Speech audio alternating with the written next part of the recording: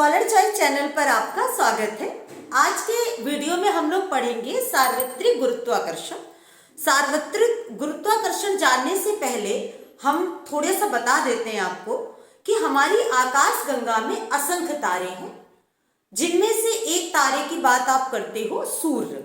सूर्य आकाश गंगा में एक तारा है। तारा क्या होते हैं? जो स्वयं प्रकाश का स्रोत होते हैं, जिन्हें किसी दूसरे के प्रकाश की आवश्यकता नहीं होती है, उन्हें तारे कहते हैं। अब इस जो तारों के चारों ओर परिक्रमा करते हैं उन्हें ग्रह कहते हैं। जैसे सूर्य की बात की है हमने, तो सूर्य की परिक्रमा करने वाले जो ग्रह हैं उनको लाइन बार बता रहे हैं। बुध, शुक्र, पृथ्वी, मंगल, बृहस्पति, शनि, अरुण, वरुण। और यम को जो बौने ग्रह की श्रेणी में रख दिया गया है, इसलिए उसको हटा दिया गया है। नहीं तो पहले 9 ग्रह बोले जाते थे, अब इस समय 8 ग्रह हम लोग सूर्य के पढ़ते हैं।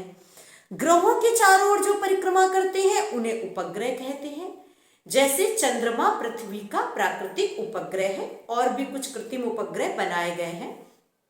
आज की वीडियो में हम लोग पढ़ेंगे इन्हीं ग्रहों पर एक कैप्लर हैं जिन्होंने ग्रही गति के नियम दिए थे। तो पढ़ते हैं कैप्लर के ग्रही गति के नियम क्या थे। तो कैप्लर ने ग्रही गति के 3 नियम दिए थे। कैप्लर के ग्रही गति के पहली बात कितने नियम थे? कैप्लर के 3 नियम थे। पहला नियम, सबसे पहले प्रथम नियम जान लेते। क्या था कैप्लर का प्रथम नियम?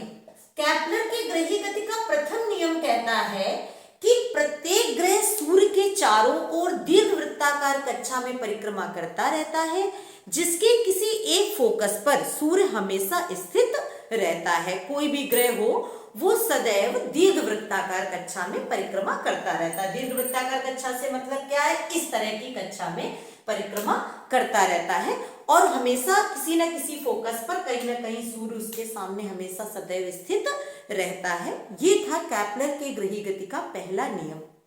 अब दूसरा नियम क्या था कैप्लर के ग्रही गति का? तो देखिए, कैप्लर के ग्रही गति का जो द्वितीय नियम था उसको हम लोग देखते हैं पूरा डेरिवेशन से।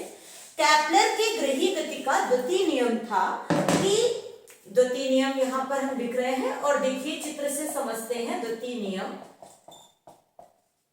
कैप्लर के ग्रही गति का द्वितीय नियम था कि किसी भी ग्रह की जब भी दीर्घवृत्ताकार कक्षा में परिक्रमा करते हैं तो उनकी क्षेत्रीय चाल जो है नियत रहती है। ध्यान से देखिए, ये दीर्घवृत्ताकार कक्षा है और यहां पर कहीं अगर सूर्य है, ये क्या है? ये सूर्य है।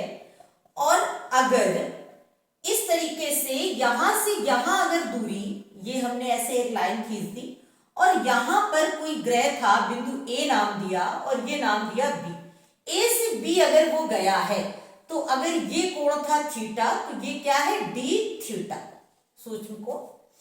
और अगर वो पास में था तो देखिए ये क्षेत्रफल ज्यादा दिखाई देगा उसके फोकस का, तो इसका नाम कुछ भी रख दिया सी डी। तो वो ऐसे घूमकर आ रहा है तो इधर आया है, तो ये कहता है सन है तो ऐसे लिख दिया। कैप्लर के ग्रही गति का द्वितीय नियम कहता है किसी ग्रह की क्षेत्रीय चाल सदैव नियत रहती है। तो क्षेत्रीय चाल नियत रहने का मतलब क्या है? कहने का मतलब है कि समान समय अंतराल में समान क्षेत्रफल तय करता है। तो ए और बी अगर सेम समय में डी टी समय में देखा जाए, या डेल्टा टी डी और सूक्ष्म समय हो गया, डेल्टा टी समय में देखो और सी से डी का आने का सूक्ष्म समय डेल्टा टी में देखो, तो जितना क्षेत्रफल ये एस ए बी तय करेगा, एस ए बी का क्षेत्रफल, उतना ही क्षेत्रफल सी डी एस भी तय करेगा। सी डी एस का क्षेत्रफल मतलब दोनों की क्षेत्रीय चाल नियत रहेगी। अब क्षेत्रीय चाल से एक बात आप सुनिए। आप क्षेत्रीय चाल कैसे निकालेंगे? अगर किसी एक भाग का हम क्षेत्रफल निकाल लें तो इसी का क्षेत्रफल हमने डी थीटा कोण माना है, तो इतने का क्षेत्रफल क्या मानोगे आप? डी ए मान लो। तो इसका क्षेत्रफल एस ए बी भाग का क्षेत्रफल, एस ए बी का क्षेत्रफल, तो डी ए बराबर ये क्या होगा? 1/2 इंटू क्या होगा? ये ए बी और इंटू ये कोई भी ले लो, एस बी या एस ए, ये दूरियां हैं जो बहुत सूक्ष्म आपने ली है, अगर लगभग लगभग यहाँ पे ही बी लिखा तो लगभग लगभग ये दूरी अगर दोनों की मान लो आर, तो हमने कुछ भी लिख लिया एस ए या एस बी। तो डी ए बराबर 1/2, ये क्या है, ए बी चाप है ना, तो कोण इंटू त्रिज्या आर डी थीटा, और एस ए क्या है आपका आर, तो डी ए बराबर 1/2 आर स्क्वायर डी थीटा। अब तुम्हें d a by d t निकालना है, क्षेत्रीय चाल नियत रहती है, तो d a by d t, ये इधर भी क्या आ जाएगा, 1/2 r square d theta by d t, दोनों पक्षों में डी टी से आपने भाग दिया। तो आपको पता है d a by d t, इसका मान क्या हो जाएगा, d a by d t बराबर 1/2 r square d theta by d t क्या होगा, ओमेगा। अब जरा यहां देखिए, तुम्हें मालूम है कि कोणीय संवेग J बराबर आई ओमेगा होता है, और आई क्या है, जड़त्वाघूर्ण, तो एम आर स्क्वायर ओमेगा। अब इस समीकरण अगर इसे 1 डाले हो तो आर स्क्वायर ओमेगा की जगह क्या लिख दोगे, J/m बराबर आर स्क्वायर ओमेगा। कहाँ लिख दे चल के, समीकरण 1 में मान रख दे चल के, इसको रफ कर दें अब हम, आप लोग लिख लीजिएगा, समीकरण 1 में मान रखने पर, समीकरण 1 में मान रखने पर, जब समीकरण 1 में हम इसका मान रखेंगे तो आ जाएगा d a by d t बराबर J/2m, ये होती है इसकी क्षेत्रीय चाल, और ये क्या रहती है, नियत, मतलब J/2m का मान नियत रहता है। ये था कैपलर का द्वितीय नियम। अब पढ़ते हैं कैपलर के तृतीय नियम के बारे में। तो कैपलर का तृतीय नियम क्या कहता है, इसको आप लोग लिख लीजिएगा, अच्छे से याद कर लीजिएगा, ये तो आप जान रहे J/2m नियत है। अब लास्ट में आते हैं कैपलर के ग्रही गति के तृतीय नियम पर। तृतीय नियम क्या कहता है, पहले इसको प्रूव करते हैं, बाद में इस नियम के बारे में बताते हैं। देखिए, आपने अभी देखा था, ये दीर्घवृत्ताकार कक्षा में परिक्रमा करता है कोई भी ग्रह। अगर इसकी दीर्घ अक्ष मान लो 2a है, तो हाफ दीर्घ अक्ष कितनी बची, a, और इसकी लघु अक्ष 2b मान लो, तो हाफ लघु अक्ष कितनी बची, b, कितनी बची, b। अब इसमें आप एक चीज देखो कि इसका आवर्तकाल निकालना है। तीसरा नियम किसका है, आवर्तकाल का। तो आवर्तकाल क्या हुआ, कुछ भी किसी भी जगह पर अगर इसका नाम आप लिखे थे, पूरी इसका इस दीर्घ वृत्त का पूरा नाम आप लिखे थे, कुछ भी नाम लिख दे, या ऐसे ही लिख दे रहे दीर्घ वृत्त का क्षेत्रफल, तो इसका तुम्हें क्या निकालना है, ये ग्रह जो घूम रहा है उसका आवर्तकाल निकालना है। तो समय बराबर क्या होता है, दूरी बटे 4, क्या होता है, दूरी बटे 4। तो इस ग्रह का आवर्तकाल क्या हो जाएगा, आवर्तकाल हो जाएगा, दूरी कौन सी चलेगा, ये पूरा दीर्घ वृत्त का क्षेत्रफल। तो दीर्घ वृत्त का क्षेत्रफल, और बटे 4 कौन सी होगी, क्षेत्रीय चाल या क्षेत्रीय वेग।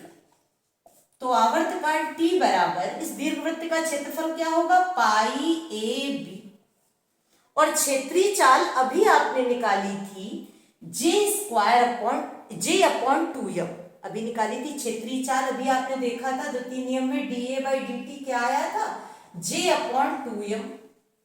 तो चाहे dA बाई dt लिख दो और चाहे J/2m लिख दो। तो t बराबर पाई A B upon J/2m, 2m कहां चला गया, ऊपर। अब दोनों पक्षों का हम वर्ग कर दें, क्या कर दें, दोनों पक्षों का वर्ग करने पर, इधर करे दे रहे हैं, बोर्ड छोटा है, ये बात हम हर बार बोलते हैं आप लोगों से, तो उसका हम भी कुछ नहीं कर सकते, आप भी इसी में एडजस्ट कीजिए। दोनों पक्षों का वर्ग करने पर, जब दोनों पक्षों का वर्ग करेंगे तो t का वर्ग क्या हो गया, t², pi square, a square, b square, 2 का स्क्वायर 4, m का m² अपॉन, और ये क्या हो गया, j²। ठीक है। अब इसके बाद देखिए t² समानुपाती कैसे लिखेंगे, जरा आगे देखिए। अगर इसका, यही जो दीर्घ वृत्त है, इसको हम रफ किए दे रहे हैं, आप इसको देखिएगा। अगर दीर्घ वृत्त की अर्धनाभिलंब L हो, यदि दीर्घ वृत्त की, इस जो दीर्घ वृत्त है, मैथ वाले बच्चे अच्छे से समझ रहे होंगे, दीर्घ वृत्त की अर्धनाभिलंब, क्या चीज, अर्धनाभिलंब एल हो तो एल बराबर क्या होता है, बी स्क्वायर अपॉन ए होता है ना। तो अब बी स्क्वायर की जगह पर क्या आ जाएगा, एल ए, तो यहां पर लिख देंगे तो टी स्क्वायर बराबर pi square A square L A into 4m square upon J. तो टी स्क्वायर बराबर pi square L 4m square upon J, और ए को घरिया लो, ए कोने में ए क्यूब। अब ये सब कुछ आपको कांस्टेंट दिख रहा है। जब कोई भी ग्रह घूम रहा होगा तो देखिए पाई की वैल्यू तो वैसे भी नियत है, अर्धनाभिलंब की वैल्यू नियत है, 4 तो कांस्टेंट है ही, द्रव्यमान तो नियत रहेगा, ऐसा थोड़ी ना हल्का होता जा रहा है, धीरे धीरे थक गया है, या जे उसका कोणीय संवेग भी नियत है। तो आ गया टी स्क्वायर समानुपाती ए क्यूब। तो केपलर का तीसरा नियम क्या है कि किसी भी ग्रह के, अगर ये पूरी बकवास आपको अच्छे से ना याद हो तो एक लास्ट लाइन याद रखिएगा कि किसी भी ग्रह के परिक्रमण काल का वर्ग दीर्घ वृत्त की अर्ध, आधी है ना, अर्ध और कौन सी अक्ष, दीर्घ अक्ष की तृतीय घात के समानुपाती होता है। एक बार फिर सुन लीजिए, किसी भी ग्रह के परिक्रमण काल का वर्ग दीर्घ वृत्त की अर्ध दीर्घ अक्ष की तृतीय घात के समानुपाती होता है। तो ये रहे आपके केपलर के तीनों नियम, आप लोग याद कर लीजिएगा कॉपी में लिखकर। थैंक्स लास्ट तक वीडियो देखने के लिए।